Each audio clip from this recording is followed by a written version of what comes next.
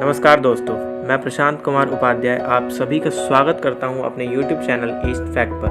दोस्तों, जैसा कि मैंने डिस्क्लेमर में बताया कि आज मैं अपने वीडियो में बताने जा रहा हूं कुछ ऐसे फैक्ट्स हमारे इंडियन एजुकेशन सिस्टम के बारे में जो आपके लिए जानना बहुत ज़रूरी है।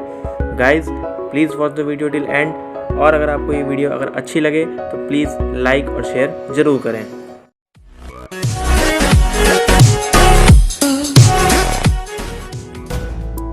दोस्तों, मैं फैक्ट्स बताने से पहले कुछ बातें बता देना चाहता हूं हमारे इंडियन एजुकेशन सिस्टम के बारे में। इंडिया का एजुकेशन सिस्टम यानी कि शिक्षा प्रणाली वर्ल्ड में one of the largest education system में गिना जाता है। इंडियन एजुकेशन सिस्टम में 1.4 मिलियन स्कूल्स हैं, 36,000 से भी ज़्यादा हायर एजुकेशनल इंस्टीट्यूशंस हैं और 227 मिलियन से भी ज़्यादा स्टूडेंट्स हैं। इंडिया 1947 के इंडिपेंडेंस के बाद से लिटरेसी रेट को सुधारने की कोशिश करता रहा है और उसमें सफल भी हुआ है। जैसा कि आप सभी जानते हैं, इंडिया में प्राइमरी और सेकेंडरी लेवल की शिक्षा के लिए प्राइवेट और गवर्नमेंट स्कूल्स दोनों हैं। इंडिया में प्राइवेट स्कूल्स में पढ़ने वालों की संख्या 29% है। इंडिया में जिस तरीके की हालत सरकारी स्कूलों की है, उसे देखकर पेरेंट्स अपने बच्चों को प्राइवेट स्कूल में भेजने के लिए मजबूर हो जाते हैं। अब हम बढ़ते हैं अपने फैक्ट्स की तरफ। तो दोस्तों, पहला फैक्ट है एफडीआई से रिलेटेड। एफडीआई यानी कि फॉरेन डायरेक्ट इन्वेस्टमेंट, जिसमें ये बताया जा रहा है कि इंडियन एजुकेशन सिस्टम में एफडीआई की अमाउंट अप्रैल 2000 से मार्च 2015 के बीच तक 1256 मिलियन US$ थी। 2015-16 के फाइनेंशियल ईयर यानी कि वित्तीय वर्ष में Indian education system market 100 billion US$ का था, जो आज के समय में बढ़कर 284 यानी कि 284 बिलियन US$ का हो गया है। दूसरा फैक्ट है ई लर्निंग मार्केट से रिलेटेड, जिसमें बताया जा रहा है कि शायद इस साल हमारा Indian e learning educational market 40 billion US$ को छू देगा। अमेरिका के बाद इंडिया दुनिया का दूसरा सबसे बड़ा ई लर्निंग मार्केट भी है। इंडिया में डिस्टेंस लर्निंग सेक्टर 2020 तक 11% की वृद्धि दर से बढ़ने की उम्मीद है। चलिए बढ़ते हैं तीसरे फैक्ट की तरफ, जिसमें हमारे इंडिया की एजुकेशनल बोर्ड्स के बारे में बताया जा रहा है।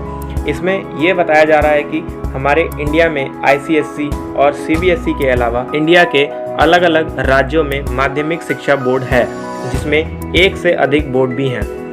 केंद्र शासित प्रदेश यानी कि यूनियन टेरिटरीज में अपना बोर्ड नहीं है। चौथा फैक्ट है जनवरी 2016 को 100% प्राथमिक शिक्षा प्राप्त करने वाला केरल भारत का एकमात्र राज्य बन गया। यह राज्य सरकार द्वारा शुरू किए अथुलियम नामक लिटरेसी प्रोग्राम के कारण संभव हुआ। 2011 के मतगणना के अनुसार इंडिया का एवरेज लिटरेसी रेट औसतन साक्षरता दर 74% है, जो कि विश्व की साक्षरता दर की तुलना में 10% कम है।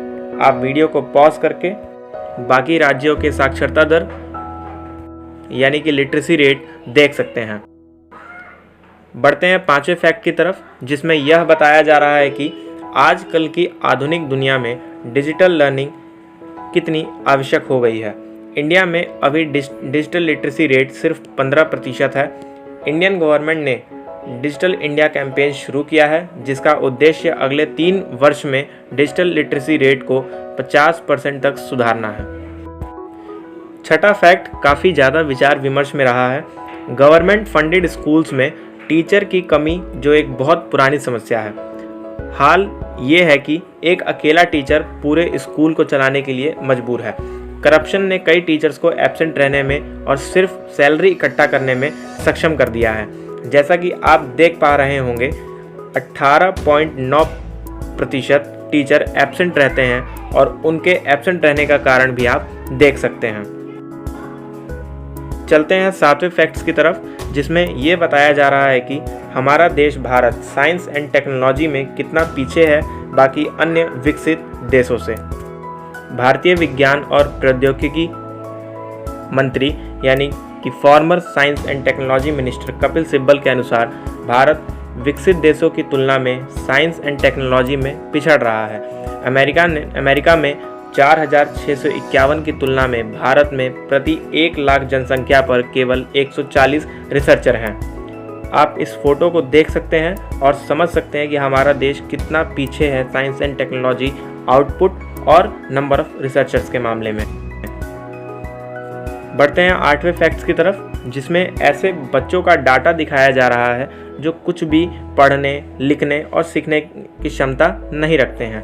इंडिया में प्राइमरी स्कूल के बच्चों में डायलेक्सिया की घटना 2 से 18%, डायस्ग्राफिया की 14% और डाइकैल्कुलिया की 5.5% बताई गई है।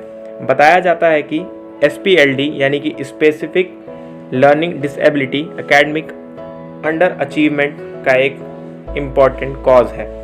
मैं आपको बता दूं, बच्चों में शिक्षा से जुड़ी 3 बीमारियां या फिर कहें 3 डिसऑर्डर होते हैं। पहला है डायलेक्सिया, जिसमें बच्चा पढ़ने में असमर्थ रहता है। दूसरा है डायस्ग्राफिया, जिसमें बच्चा सही ढंग से लिखने में असमर्थ रहता है। और तीसरा है डाइसकैल्कुलिया, जिसमें बच्चा नंबर को समझने में असमर्थ रहता है। चलिए अब बढ़ते हैं अपने 9वें फैक्ट की तरफ, जिसमें यह बताया जा रहा है कि देहरादून में डून स्कूल, कोलकाता में मैटरनियर स्कूल और दिल्ली पब्लिक स्कूलों को देश के सबसे अच्छे स्कूलों में माना जाता है। सेंट्रल गवर्नमेंट द्वारा संचालित केंद्रीय विद्यालय को भारत में सर्वश्रेष्ठ सरकारी संचालित एजुकेशनल इंस्टीट्यूशन माना जाता है। बढ़ते हैं अपने 10वें और आखिरी फैक्ट्स की तरफ, जिसमें भारत के ग्रामीण क्षेत्रों की शिक्षा के बारे में बताया जा रहा है। बताया जा रहा है कि ग्रामीण क्षेत्रों में 10 वर्ष की आयु के बच्चों के बीच किए गए एक सर्वे में पाया गया कि उनमें से आधे एक बेसिक लेवल पर पढ़ने में असमर्थ थे। आधे बच्चे स्कूल छोड़ देते थे 14 साल के होते ही। और सर्वे के मुताबिक ग्रामीण क्षेत्रों के बच्चों में डायलेक्सिया, डिस्ग्राफिया और डिसकैल्कुलिया उच्च स्तर पर दिखाई देता है। स्टेट गवर्नमेंट और सेंट्रल गवर्नमेंट को मिलकर ग्रामीण क्षेत्रों की हालत को सुधारना चाहिए। तो दोस्तों, इस वीडियो के लिए बस इतना ही। इनमें से कौन सा फैक्ट आपको अच्छा लगा और आप ग्रामीण क्षेत्रों की शिक्षा प्रणाली को सुधारने के लिए क्या सोचते हैं, नीचे कमेंट में ज़रूर बताइए।